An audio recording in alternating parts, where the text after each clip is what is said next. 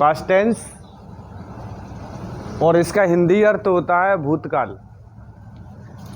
और ये पार्ट 1 करा रहा हूँ मैं। जैसे प्रेजेंट टेंस के कुछ नियम थे, कुछ पहचान थी, उसी रीति से पास्ट टेंस का भी कुछ नियम है और कुछ पहचान भी है। तो आइए आज हम पास्ट टेंस की पहचान को सीखेंगे कि पास्ट टेंस का नेचर कैसा होता है, स्वभाव कैसा है पास्ट टेंस का, और पास्ट टेंस जो है ये बीतू ही बातों को प्रदर्शित करता है। आइए पहचान सीखेंगे।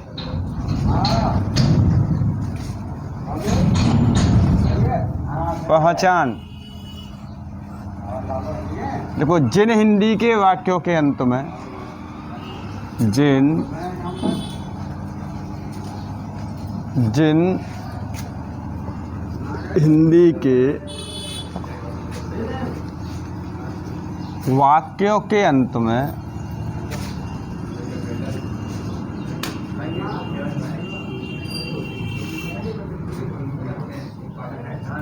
हिंदी के वाक्यों के अंत में था, कॉमा थी, कॉमा थे, कॉमा होता था,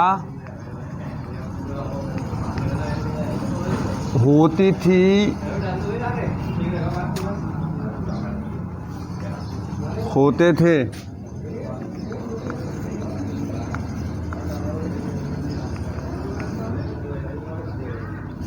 आदि शब्द आते हैं।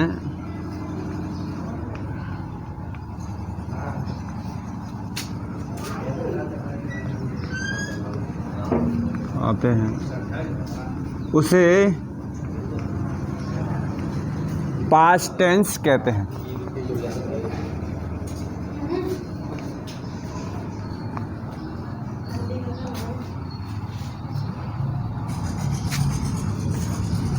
उसे पास्ट टेंस कहते हैं। बात क्लियर है कि नहीं, बताइए।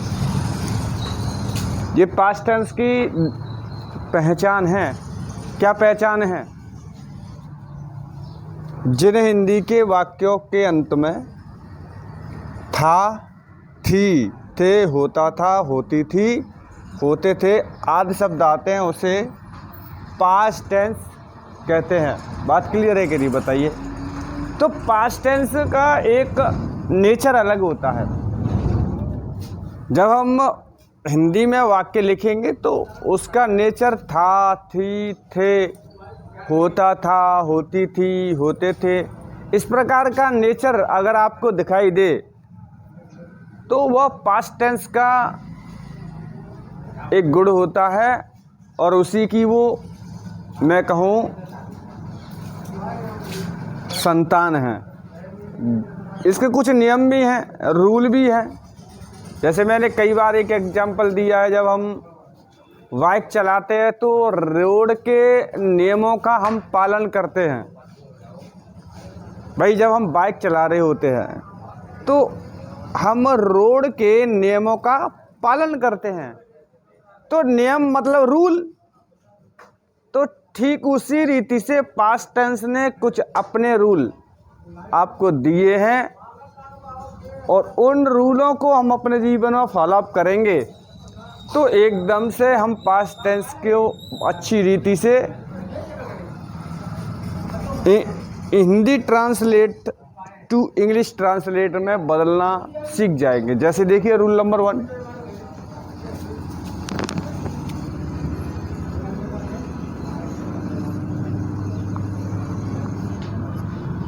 एक वचनकर्ता के साथ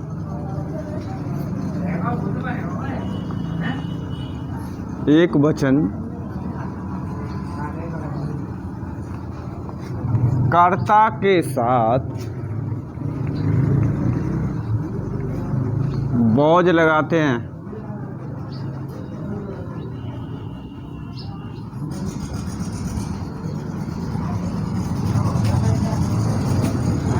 रूल नंबर 2,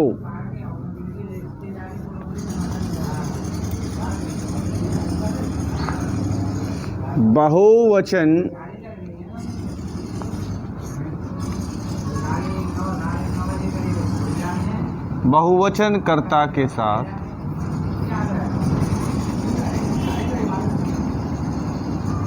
वर लगाते हैं।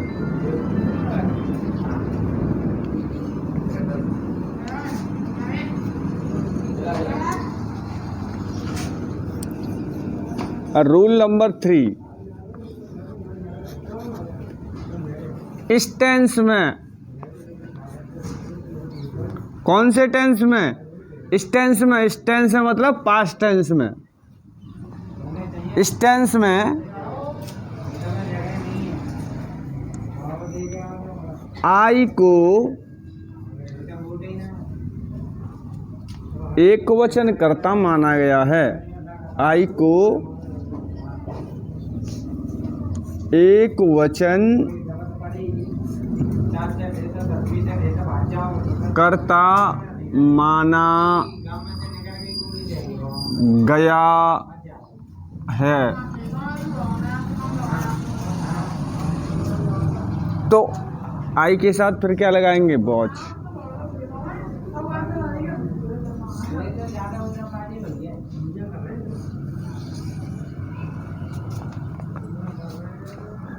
मैंने रूल नंबर 1 में क्या लिखाया? एक वचन कर्ता के साथ वॉच लगाते हैं और बहुवचन कर्ता के साथ बर लगाते हैं। अच्छा, एक बात है कि एक वचन और बहुवचन ढूंढेंगे तो नहीं, ये सर ने कहाँ से लिखाया है? ये तो मैं प्रेजेंट टेंस में भी यही नियम सिखाते आ रहा हूँ। और जब मैंने स्टार्टिंग में,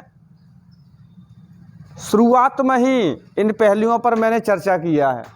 जब मैंने नंबर सिखाए तो नंबर कितने होते हैं? 2, सिंगुलर और प्लूरल, यही तो 2 नंबर होते हैं। और दोनों का हिंदी अर्थ देखेंगे तो सिंगुलर का हिंदी अर्थ क्या होता है? एक वचन। और प्लूरल का हिंदी अर्थ क्या होता है? बहुवचन। तो इसलिए ये दोनों वहीं से आए हैं, एक वचन और बहुवचन।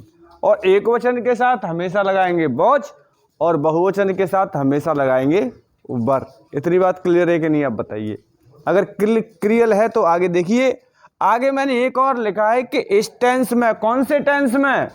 पास्ट टेंस में आई को एक वचन कर्ता माना गया है। बात क्लियर है कि नहीं? अब हम सीधे छलांग लगाएंगे अफर्मेटिव सेंटेंस पर। कौन सी सेंटेंस पर? Affirmative sentence.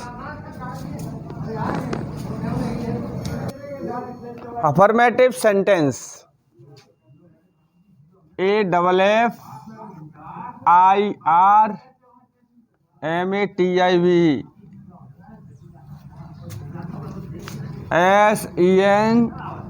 SENTENCE। Affirmative sentence का हिंदी अर्थ साधारण वाक्य। क्या होता है? साधारण वाक्य। और इसका फॉर्मूला यानी कि सूत्र, तो सर्वप्रथम सब्जेक्ट लगाएंगे। यदि सब्जेक्ट एक वचन है तो वॉच और बहुवचन है तो वर। उसी को मैं लिख रहा हूं आगे। एक वचन है तो वॉच और बहुवचन है तो वर। बताइए यहाँ तक क्लियर है कि नहीं? प्लस ऑब्जेक्ट लगाएंगे और अदर वर्ड लगाएंगे। इतना बात क्लियर है कि नहीं? ये बताओ मुझे बस। अगर क्लियर है तो हम सीधे हिंदी अनुवाद से इंग्लिश अनुवाद की ओर हम छलांग लगाएंगे। देखिए कैसे, बहुत सरल है। हिंदी अनुवाद से अंग्रेजी अनुवाद में बदलना बहुत आसान है। जैसे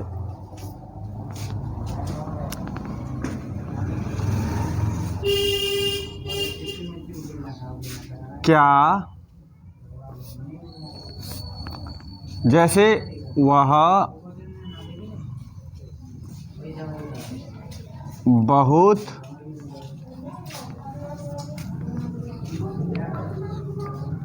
बुद्धिमान, वह बहुत बुद्धिमान था। सेकंड,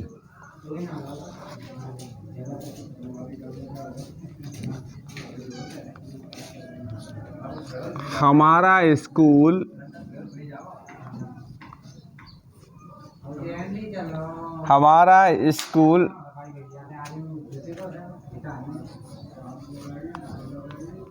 पुराना था।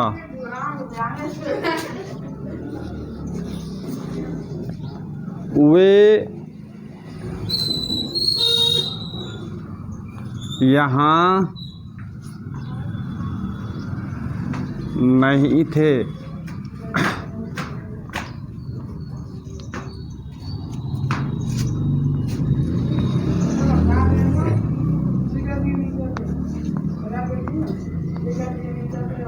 मेरे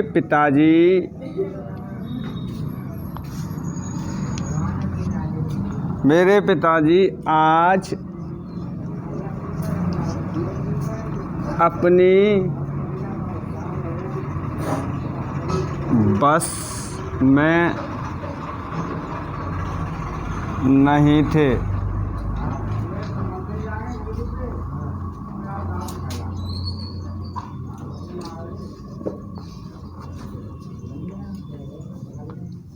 तुम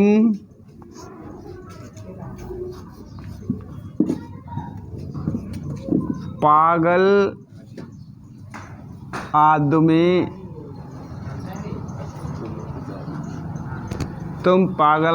थे।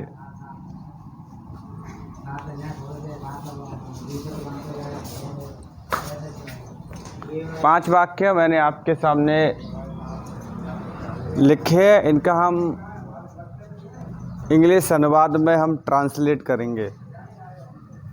और ये तीनों अगर हमको रूल जो याद हैं तो बहुत सरल है और बहुत आसानी से हम सीख पाएंगे। जैसे वह बहुत बुद्धिमान था, तो देखिए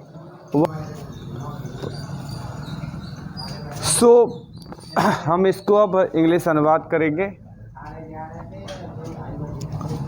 यानी वह बहुत विद्वान था, तो वह की अंग्रेजी ही, क्या लगाएंगे? He was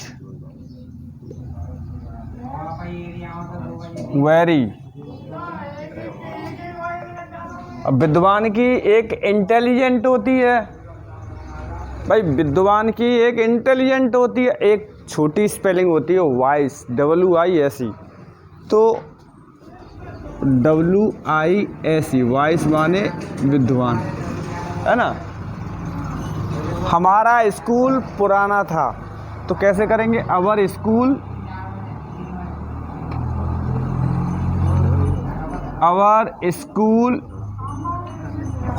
was old. OLD। बात क्लियर है कि नहीं? अच्छा, वे यहाँ नहीं थे, तो देखिए ये नेगेटिव मैंने अफर्मेटिव में ही करा दिया है, क्योंकि नेगेटिव एक छोटा भाग होता है। तो मैंने सोचा क्योंकि इसमें एक ही शब्द तो जोड़ना होता है, नॉट। और आप ध्यान से देखिए इस वाक्य को, इस वाक्य को, इस वाक्य को, ये 2 वाक्य मैंने नेगेटिव के इसी में अफर्मेटिव में ही रख लिए हैं। इसमें कुछ करना नहीं है, बस वॉज के बाद जस्ट नॉट लगाना है। यानी तीसरे स्थान पर नॉट आएगा, सर्वप्रथम कर्ता आ जाएगा, दूसरा लिंकिंग वर्ब और तीसरा नॉट। तो इसलिए मैंने इसी में नॉट को ले लिया है। अब करेंगे कैसे, आप ध्यान से देखिए। वे यहाँ नहीं थे, तो वे की अंग्रेजी दे वर नॉट। यहाँ की स्पेलिंग होती है हेयर। HER, हेयर माने यहाँ। बताइए यहाँ तक समझ में आया है कि नहीं? तो मेरे पिताजी आज अपनी बस में नहीं थे, तो माई फादर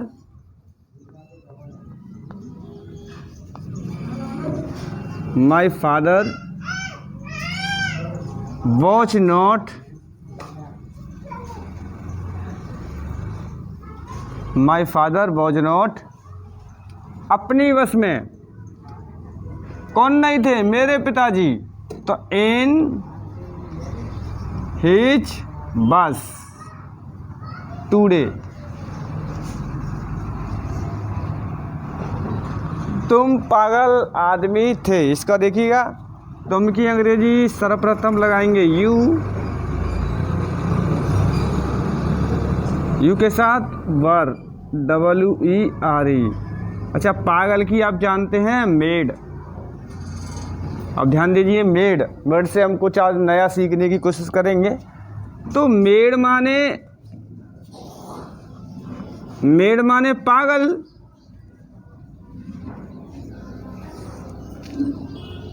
और आप इस डी को पी करिए। डी को क्या करेंगे? पी करिए। डी को पी करिए और इनमें कोई परिवर्तन नहीं करेंगे। इन्हें ऐसा ही कि ऐसा लिख दीजिए।